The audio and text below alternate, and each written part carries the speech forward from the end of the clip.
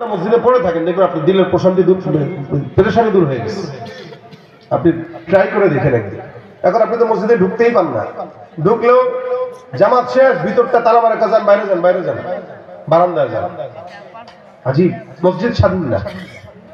অথচ সেজদা দেওয়ার জায়গা যেটা, এটা স্বাধীন হওয়া দরকার ছিল। কারণ নবী বলেন পৃথিবীর ভিতরে সবচাইতে দামি জায়গা, পবিত্র জায়গা হলো মসজিদ। মসজিদ বন্ধ থাকে কিন্তু বাজার সারা দিন 24 ঘন্টা খোলা থাকে। ইবাদতের জায়গা যেটা বন্ধ, আর আকামের জায়গা যেটা 24 ঘন্টা খোলা, যাও মন চায়। শুধু খোলা না তো, টিভির বাক্স দিয়ে রাখছে শয়তানের, বসে বসে নাটক সিনেমা দেখায়, আর বুড়ারা টুপি মাথায় দিয়ে দাড়ি রেখা সিগারেট টানে আর সেরিগো নাচ দেখে। কথা বলে আছে না নাই? ওখানে বসে বসে বিপদ আর শিকায়ত করে। এই হলো হাল। এখানে আল্লাহ বলেন মসজিদে আসো।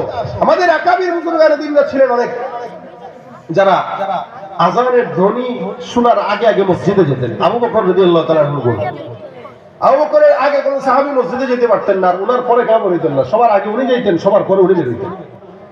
এক তাবেঈ ছিলেন, নাম হযরত সাঈদ ইবনে মুসাইয়িব রাহমাতুল্লাহ আলাইহি।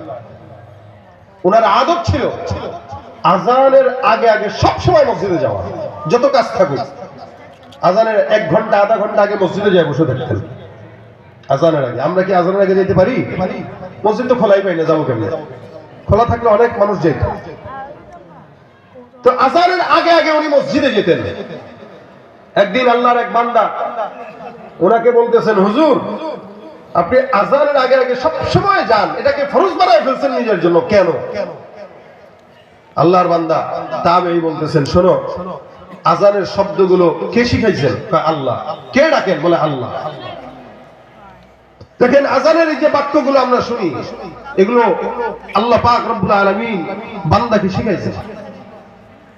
যখন নাকি আযান নামাজ ফরজ হয়, তো রাসূলের সাথে সাহাবা ইকরামদের একটা বৈঠক হইলো যে আযান কেমনে দেওয়া যায়, আযানের সময় হইলে নামাজের জন্য মানুষকে কেমনে ডাকা যায়। তো সাহাবা ইকরামরা মিলে মাশওয়ারা দিল। কেউ বলতেছে, হুজুর ঘন্টা বাজাইলে আমরা বুঝবো যে নামাজের সময় হয়েছে। নবী বলেন না, ঘন্টা বাজানো যাবে না। আরেক সাহাবী কা, হুজুর একটা আগুন জ্বালায় দিব। না না না, এগুলো করা যাবে না। এক একজন সাহাবী এক এক রকম, কেউ ঘন্টা, কেউ আগুন, কেউ ও করে ডাক দিব। না না, এগুলো না। তো ওই দিন পরামর্শ সভা মুলতবি ঘোষণা করে রাসূল বলতেছেন, আরেকটু চিন্তা করো, আল্লাহ পাকের নামাজ বিধানের জন্য কি শব্দ দিয়ে বান্দাকে ডাকা যায়, এটা নিয়ে সবাই চিন্তা করে। খুব বুঝেন। দেখেন পরের দিন আব্দুল্লাহ ইবনে যায়েদ ইবনে আব্দুর রাব্বি নামে এক সাহাবী ছিলেন।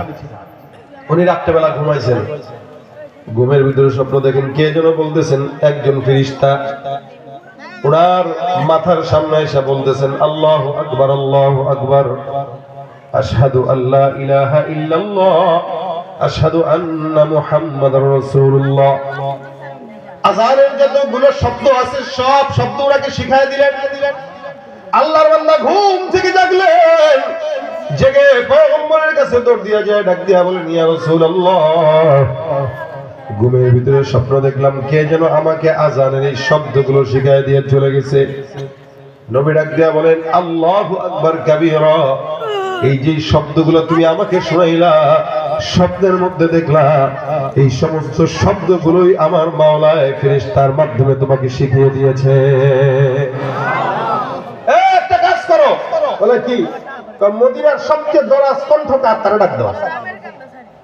আপনাদের এখানে সবচেয়ে দরাজ কণ্ঠকার কেউ বলতে পারবেন যে আমার কণ্ঠ দরাজ, আমি চিল্লাইতে পারি, ভালো স্লোগান দিতে পারি? আছেন কেউ?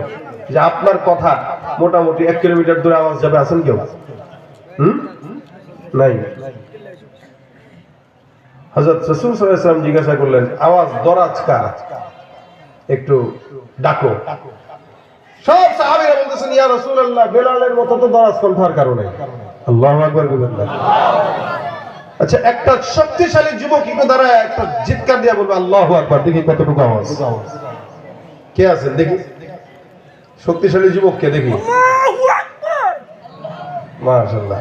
সবাই মিলে আওয়াজ দিয়া বলেন আল্লাহু আকবার। আরো জোরে বলেন আল্লাহু আকবার, আল্লাহু আকবার, আল্লাহু আকবার। আচ্ছা, এই মাইক সহ আপনাদের আওয়াজ কি 9 কিলোমিটার দূরে যাবে?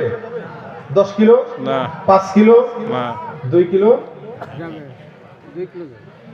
2 কিলো যাবে না, কারণ আমি রোহিতপুর থেকে আপনাদের মাইকের আওয়াজ পাই না।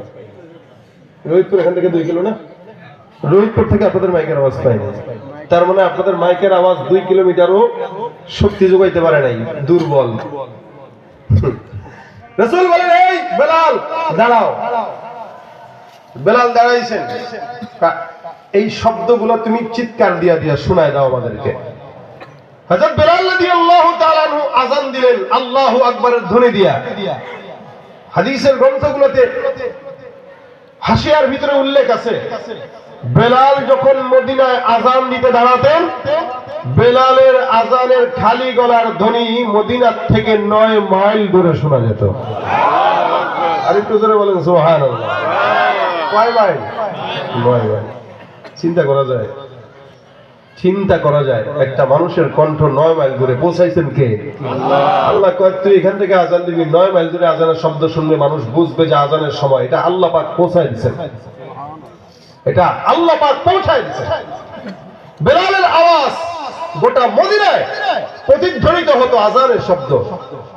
হযরত সাঈদ ইবনে মুসাইয়্যিব বলেন, এই জানো আমি আযানের আগে আগে কেন মসজিদে যাই জানো? বলে কেন? আযানের শব্দ শিখাইছেন কে? বলে আল্লাহ। ডাকেন কে? বলে আল্লাহর পক্ষ থেকে ডাকা হয়। কার ঘরে? বলে তার ঘরে। তার ঘরটা কি পবিত্র? বলে অবশ্যই পবিত্র। বলে দুনিয়াতে সবচেয়ে পবিত্র জায়গা যেটা আল্লাহর ঘর, ডাকেন আল্লাহ।